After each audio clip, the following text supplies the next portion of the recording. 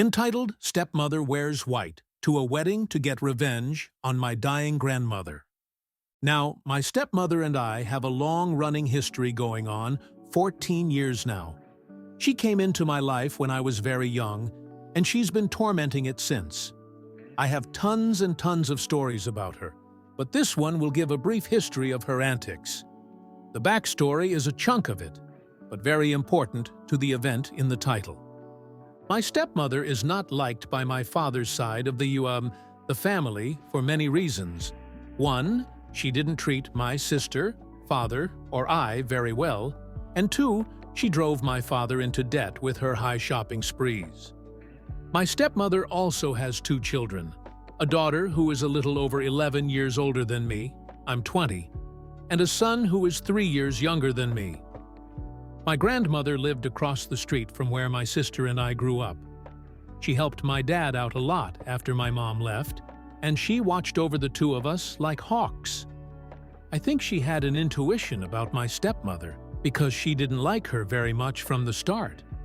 It came to a boil one day about a month before her and my dad got married.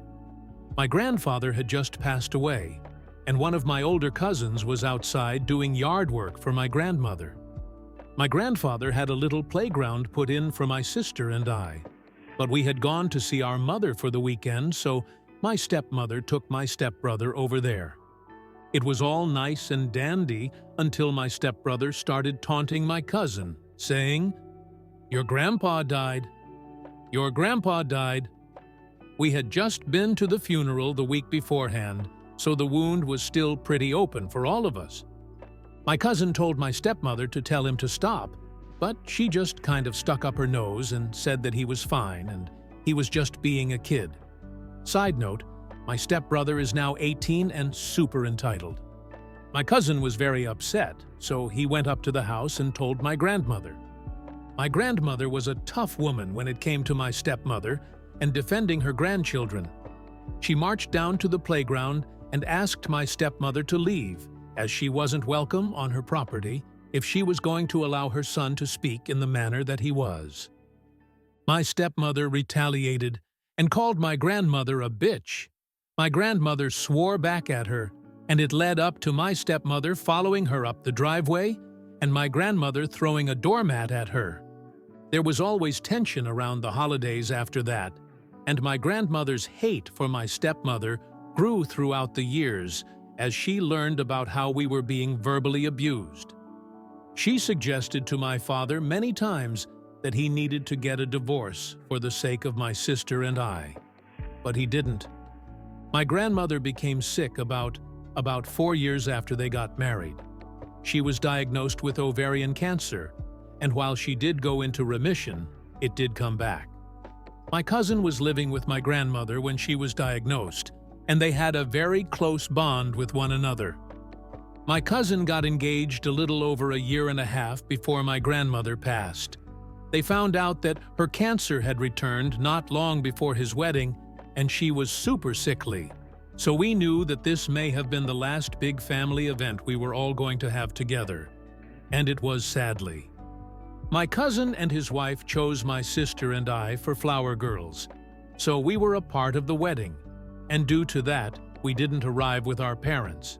We didn't see much of them at all before the wedding because we had to get our hair done along with the rest of the party.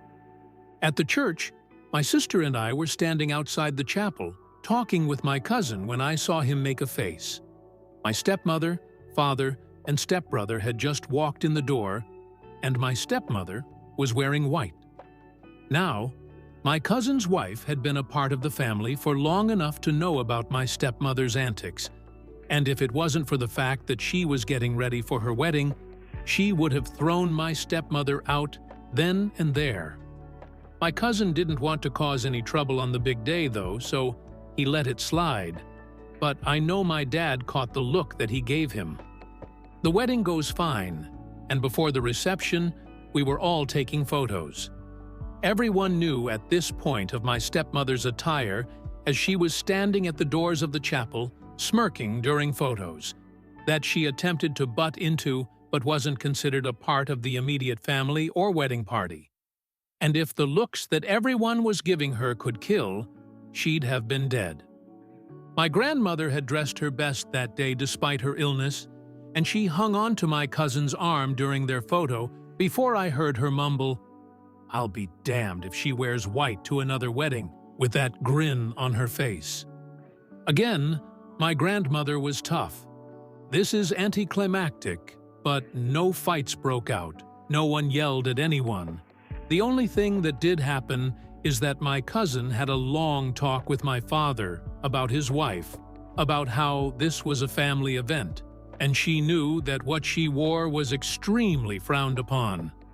She did try to butt into every conversation during the reception, and her son acted like a total dickhead the whole time, but that was expected. Her actions, though, spoke loudly about her character, as we all knew that my grandmother wasn't doing well.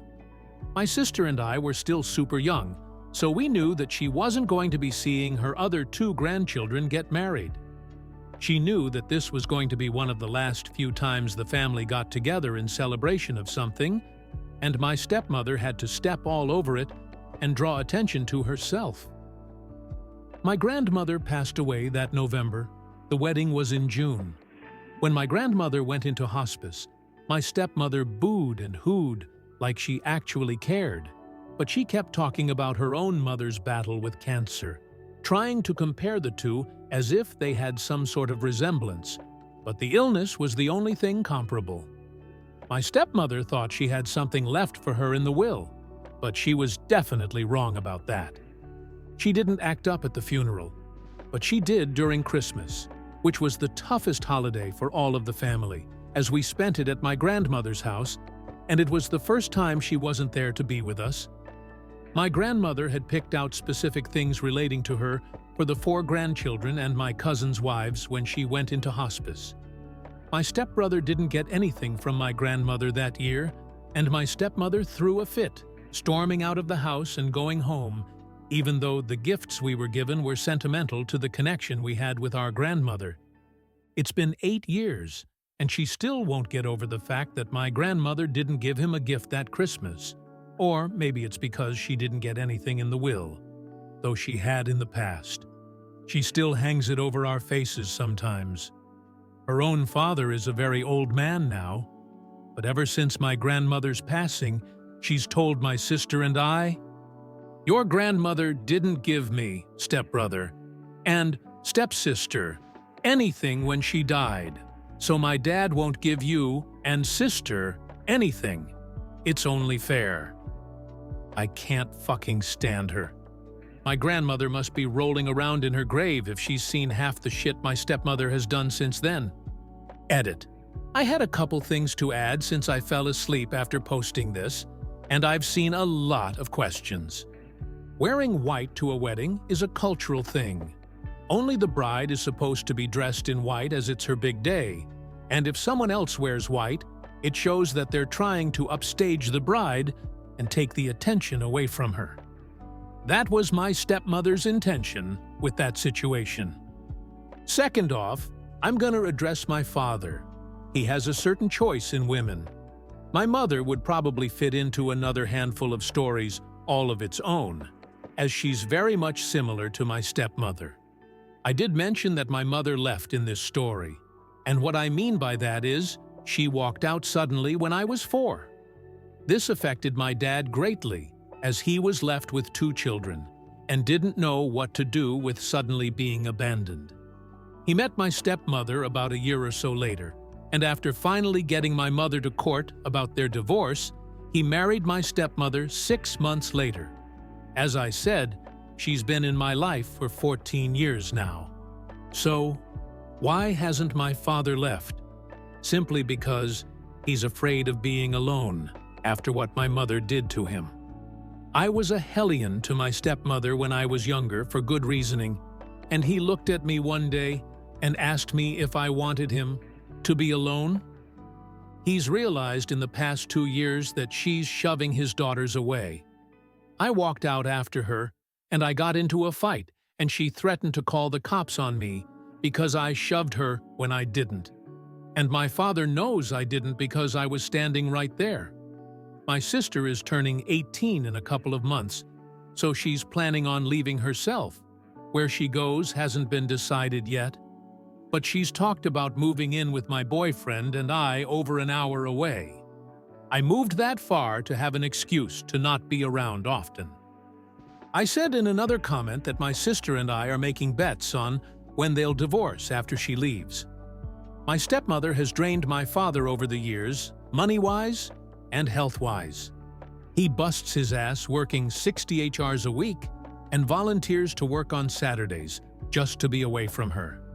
The only reason he tolerates, or on Sundays, is because she's recently decided to start getting drunk on those days.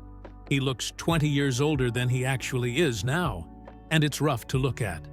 So yeah, some of you have said, my dad seems spineless. And in a way, he is. I'm not upset with her being around so long, though, because I know he has his reasons and fears, and it's fucked up. But those same fears have been instilled on me from a young age, from him and from what my mom did to us.